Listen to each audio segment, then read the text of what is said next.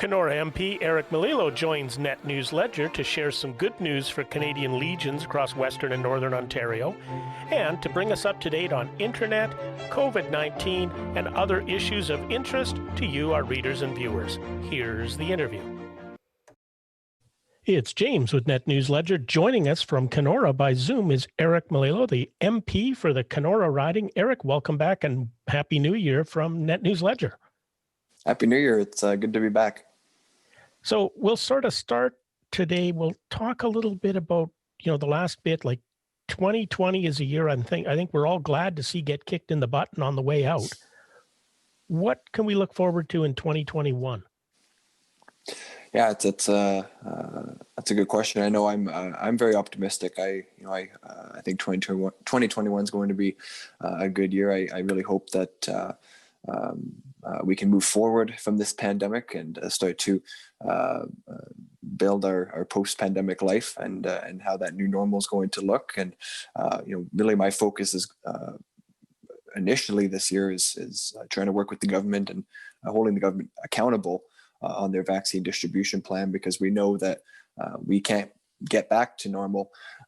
We can't get our economy going until we have a plan and a distribution plan for vaccines. And we have seen some positive developments. We know that the Moderna vaccines in Sioux Lookout, it's in Northern and Western Ontario. But as a whole, there is still a lot of gaps. And across Canada, we've seen numbers of inoculation, which is far slower than many other countries. So we're really hoping that there's an accelerated push on that, obviously, right very early in the new year and throughout. Now, one of the issues that you worked on, and I'm starting to see a few people from the riding talk about it, is getting faster internet. Absolutely, that's an issue. It was one of the first things I spoke about in the House of Commons, and even throughout the pandemic, it was something that we never stopped talking about. If anything, the pandemic actually increased the spotlight on that issue, as people were obviously working from home and attending school from home, and a number of other things. So again, we've seen some very positive developments, obviously, with Starlink and the work they're doing at Pekanjikam, and the Universal Broadband Fund announcement from this government, which was a welcome announcement. But again, we know the gaps are so large in many communities, many remote communities particularly. So it's something I'm going to continue to work on and pressure the government and push the government to accelerate their timeline to get high-speed internet, affordable internet available to every single Canadian as quickly as possible.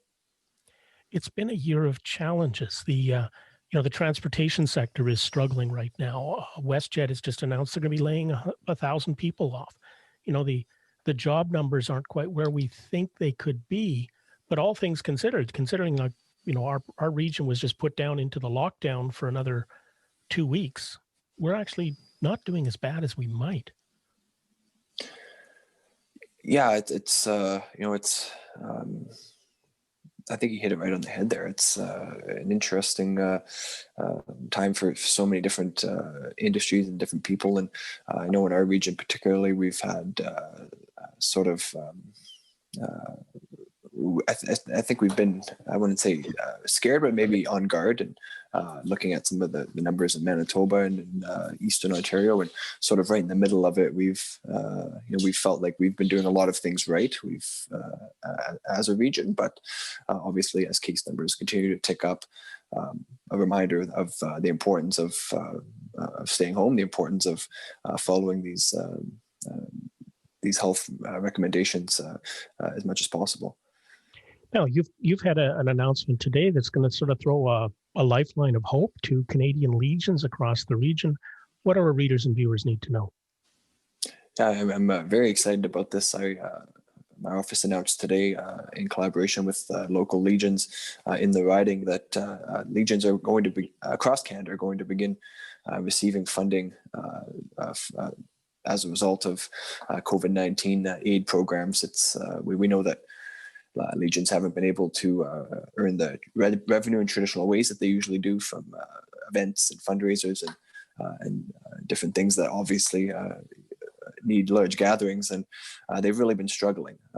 And with the vital role that Legions play, supporting veterans and their families, but also just supporting communities and in general, it was very important for myself, for our party, and of course for veterans advocates that these Legions had some support and could help survive this pandemic. So I'm very pleased to see the government is moving forward with that, and I was happy to share that news today.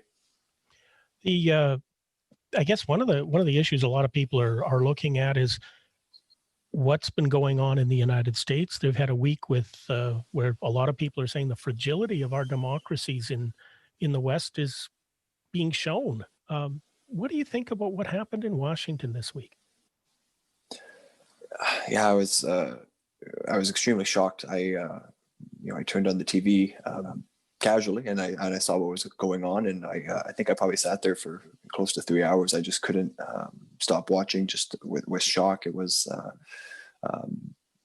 the storming of the Capitol really was an attack on democracy, and an attack on I think all Americans, and from that point of view. So I was our party and our foreign affairs critic Michael Chong, our leader, we were very quick to call on the president to denounce those acts and call for peaceful and orderly transition of power, as many others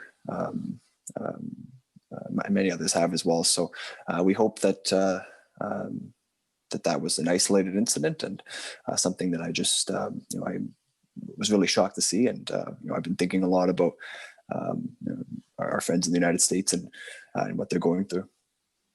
As we start to close out today, what has it been like for people in Kenora? We're not traveling. You're sort of keeping the travel down to the bare bones, and you do have to travel as an MP. But we've watched over the Christmas break a lot of anger because some of the political leaders were traveling, and in what was considered frivolous travel. What do you think? I think it's completely unacceptable for political leaders, for anyone to be traveling at this time. But especially for political leaders who are supposed to be role models for their communities, are supposed to set an example. And unfortunately, we've seen far too many people across the country who were clearly not following public health advice. So it was disappointing to see, but hopefully, I trust all the right decisions will be made in response to each individual, and how what that means for their statuses within cabinets or within any committees, and we started to see a lot of that already. The consequences coming through. So I guess I just sort of sum up my thoughts as disappointment, and I share the frustration that many others have been so clearly stating. So what message do you want to leave our readers and viewers with from Kenora riding and beyond? Well, let me take the opportunity to wish everyone a happy new year. And I know, as you mentioned, James, we're all very happy to see 2020 in the rearview mirror. And I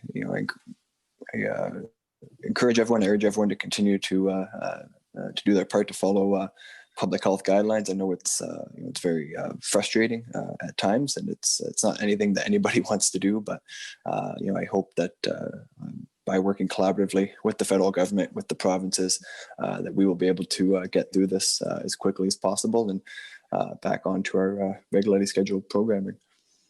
Eric, thank you again for taking the time. I appreciate it. Thank you, James. Keep up to date on the latest news and information for Western and Northern Ontario and beyond across Canada. Subscribe to our YouTube channel. Subscribe to our Twitter. And join us on Facebook, and always check out NetNewsLedger.com for the latest news and information.